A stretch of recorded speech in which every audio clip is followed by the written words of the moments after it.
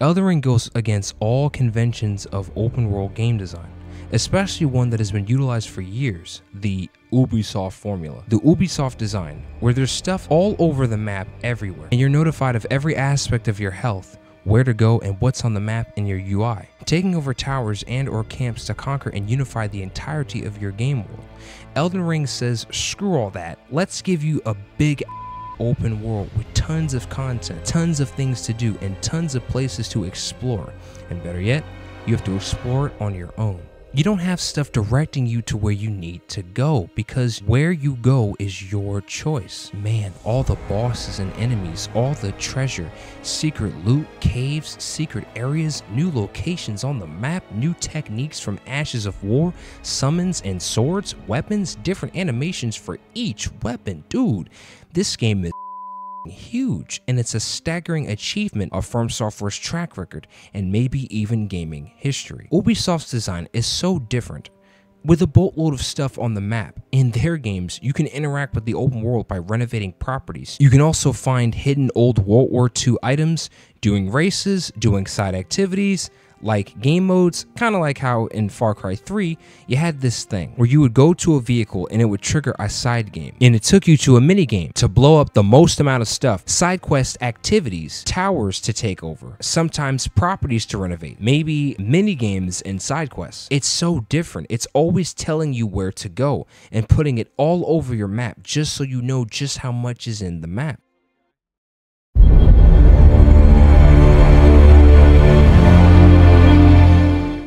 I love this.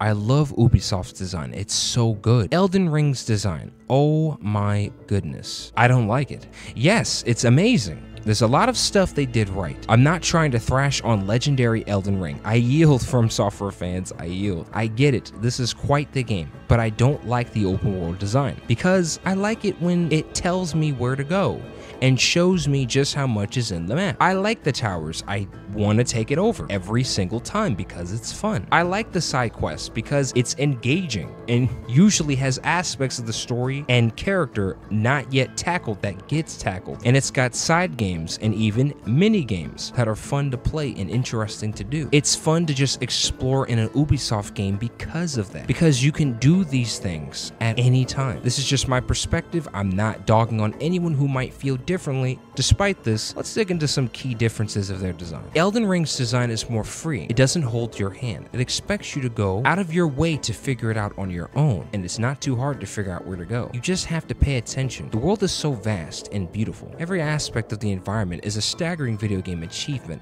Shocking this game wasn't more gigabytes. The combat system has so many different variety of weapons to choose from, making it so addictive to see all the different animations they've crafted and perfected over the years combined together. The open world environment is so vast, large, and it feels like you're connected to its environment, like it's all yours. And you have an unbelievable sense of freedom and exploration. You will find something new every single time. The open world environment is so vast. Elden Ring is absolutely beautiful and violent and intense too, with some of the hardest boss fights in FromSoftware history by a landslide. You thought Dark Souls 1 was hard? Or Dark Souls 3? Wait until you play Elden Ring. Wow. This is what you're going to face in the open world. The Ubisoft design, towers, places, properties to renovate, races, secret locations, secret tombs, interacting with your open world environment, interacting with the open world itself. It's just different. These are the things that make open world so incredible.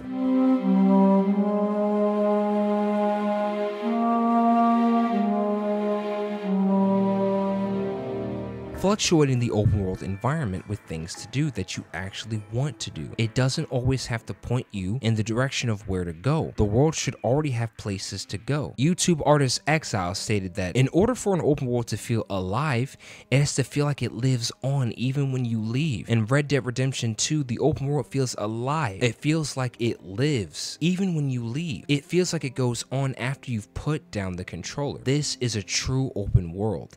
This is what open worlds have strived to be for years. In Red Dead 2, the entire open world environment is fleshed out and fluctuated with special handcrafted content that has a lot of care and attention to detail. Open worlds are important in the video game genre. They create freedom. Open worlds give you more freedom as to how to play the game, how to complete missions. Some even take it a step further and allow freedom of how you complete different missions. It's large, it's huge and vast, yet this is what Ubisoft does with their open world design. People are very critical of their open world design, but not Elden Ring. This game, people love the fact that it went against the Ubisoft formula. See, the thing about games like this is that it went against the Ubisoft design, and because it doesn't have the Ubisoft formula and instead uses the FromSoftware design from their previous titles, except they put the FromSoftware design into an open world and said it's all yours. Have at it. The bosses, the enemies, the characters, the secret locations, the vast environments, the amount of weapons, the ashes of war. Holy f. This open world is so fleshed out. Elden Ring is such a huge open world, and it's pretty big, especially for a game that goes against a design philosophy that at one point was revolutionary. You see, in games like Assassin's Creed 2, you got to renovate properties, go on races, you got to go to the assassin's tombs. Elden Ring's open world design is vast, large, and doesn't show everything that's possible on its own map. It's like one of those old school games from years ago that didn't tell you where to go. The UI doesn't have stuff parading it with stuff that lets you know where to go and what's going on. The world has secret locations, however, its open world design serves one main purpose, and that's action. In Ubisoft's games, their open world design serves more than one purpose. This is not a jab at Elden Ring, I'm just comparing design. In Assassin's Creed 2, you could do more than even just fighting, which you don't have to do in an open world for it to work. However, it's just icing on top of a brilliant cake if you decide to do so, and yes, they have here. In Assassin's Creed 2, you were able to race and renovate properties, things that have nothing to do with killing, and yet you can do this. Hey, even Assassin's Creed Revelations lets you read books, and Skyrim let you actually open a book and read it for yourself. Speaking of Skyrim, Skyrim also lets you have a homestead, and it also lets you do other things in its open world outside of combat. Ubisoft games tend to also have side activities and things in its open world outside of just combat. Elden Ring is different because its main focus is its combat loop, so its open world design is designed for this. That's what it's designed for, combat, so it doesn't have side activities outside of combat. That would be interesting, however, it's not meant to be this way. Much like FromSoftware's previous titles, Elden Ring is combat based. Every area you traverse is meant to prepare you for the bigger enemies and bosses. It goes against not only Ubisoft's design, but so many open worlds design that people fell in deep fascination and love with it. They love and cherish every waking moment of its open world design, claiming it's a groundbreaking experience. The reason people say that Elden Ring is groundbreaking is because it defies all gaming conventions for open worlds. It's not only huge and combat centered, but it works on a fundamental level without having to utilize any other open world design. This was even considered revolutionary. Ubisoft has such a fun and brilliant design. It's so much fun and addictive too. It makes you want to travel around and do every quest possible. Elden Ring breaks conventions by transitioning a revolutionary formula and design with their game, and transitions this revolutionary formula to an open world, thus creating their own design, the FromSoftware design, and now that design is open world. What do you know? The combat systems of Ubisoft games tend to be realistic and grounded. The combat system of Elden Ring isn't just realistic, it's intense, engaging, and it comes from revolutionary combat mechanics dating back to Demon Souls, let alone Dark Souls. This has been refined for years, a revolutionary groundbreaking combat system that has been fine-tuned and refined for years and years and years. So the combat has an immense impact going around the world. You'll be ready for the boss encounters, the enemies, and everything due to this revolutionary combat system that has been even more refined in Elden Ring. Traveling a huge open world with bosses and enemies from FromSoftware's design, with hidden areas, an entirely new map underground, even special locations, secret enemies, bosses, and just a huge environment that doesn't hold your hand. That overwhelming feeling of there's always something around the corner. That overwhelming sensation of having a vast environment with so many different ways to fight.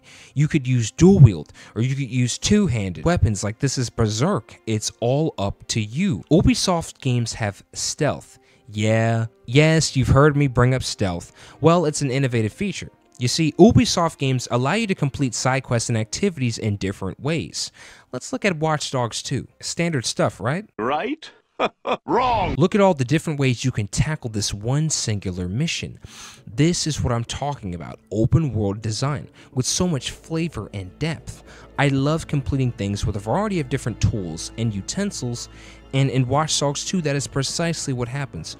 Look at the player agency, look at the gameplay freedom, look at the player choice. This is some serious stuff for a game's open world design. In Ubisoft games, they also let you not only complete things in different ways, but utilize stealth to your advantage. Ubisoft games allow you to change the behavior of your character and impact the game world with sneaking behind people undetected.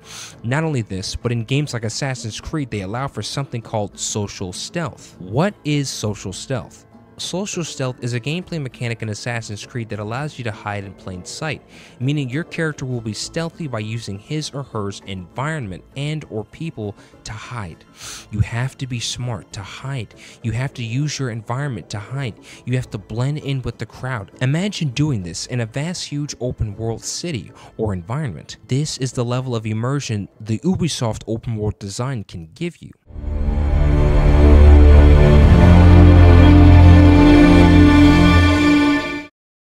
In order to create an open world, you have to ask a few questions. Question number 1, how big is the open world environment?